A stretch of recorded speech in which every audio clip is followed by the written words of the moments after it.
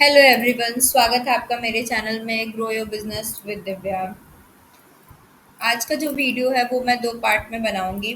First आपका part है ये कंपाइलेंस एंड रिस्क। ठीक है, तो आज हम जानेंगे कंपाइलेंस होता क्या है।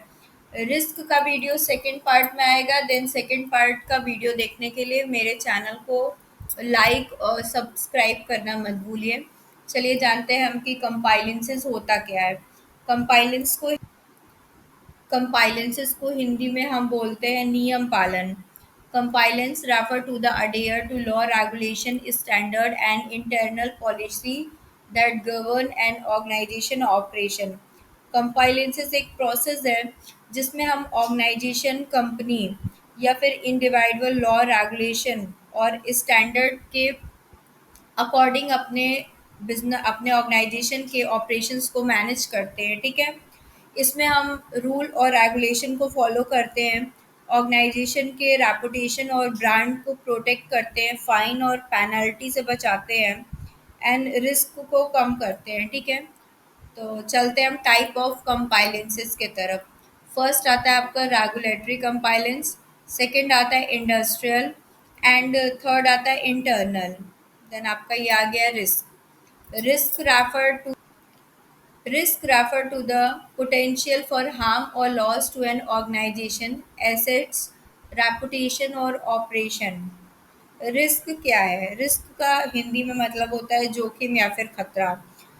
रिस्क एक सिचुएशन है जिसमें हम इवेंट, एक्शन या कोई डिसीजन जब हम लेते हैं तो उस डिसीजन को लेने में हमारे ऑर्गेनाइजेशन में, कंपनी में कुछ नुकसान होता है, कुछ लॉस होता है, उसी को हम बोलते हैं रिस्क।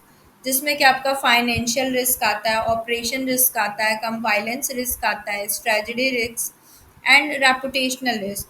तो फर्स्टली हम कंपाइलेंसेस के थ्री टाइप्स को यहाँ पे डिफाइन करते हैं।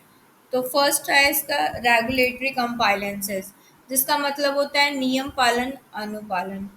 Regulatory compliance refer to the adhere to law, regulation and standard impose by government agency, regulatory bodies or other external authority. It ensure organization operate with stabilized legal and regulatory framework.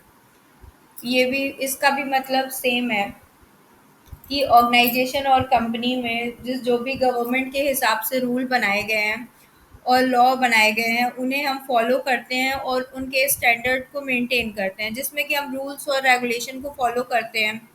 Then organisation के reputation और brand को protect करते हैं, governance और accountability को बढ़ाते हैं। Then इसमें हम बिजनेस और ऑपरेशंस में भी सुधार करते हैं। देन चलते हैं हम सेकेंड पार्ट के तरफ अपने। ये है इंडस्ट्रियल कंपाइलेंसेस। इंडस्ट्रियल कंपाइलेंसेस का मतलब क्या होता है? इसको हम हिंदी में कहते हैं उद्योग विशिष्ट नियम पालन। Industrial compliances refer to adhere to standard guidance and best practice specific to a particular industry or sector. It ensure organization meet industry recognized benchmark and norms. Then industrial compliance भी एक प्रोसेस है जिसमें companies, organisation अपने industry को specific law और regulation और standard को maintain करते हैं। इसमें इंडस्ट्री के कुछ रूल और रेगुलेशन होते हैं जिनको फॉलो करना होता है। देन इंडस्ट्री के स्टैंडर्ड को मेंटेन करना होता है, ऑर्गेनाइजेशन की रेपुटेशन को प्रोटेक्ट करना होता है, उनके ब्रांड को प्रमोट करना होता है और रिस्क इसमें कम होता है। ठीक है, इसमें क्या होता है कि बिजनेस का जो ऑपरेशन होता है हमारा, उसमें सुधार आता है। देन नेक्स्ट है हमारा internal compliances. Internal compliances refer to adhere to an organisation internal policy, procedure and code of conduct. It ensure employee and department operate with stabilized guideline and norms.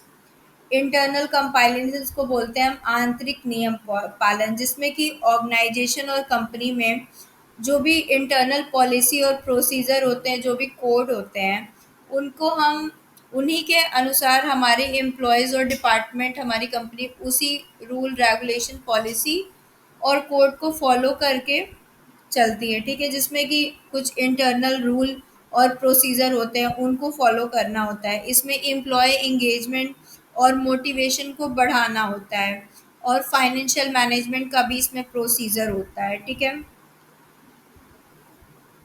इसमें आपको एग्जांपल भी दिख रहा होगा, company company code, एथनेटिक, data protection policy, employ conduct guideline, financial management procedure, information security protocol.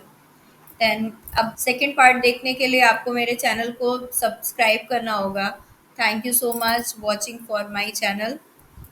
आगे के videos के लिए मेरे साथ बने रहिए।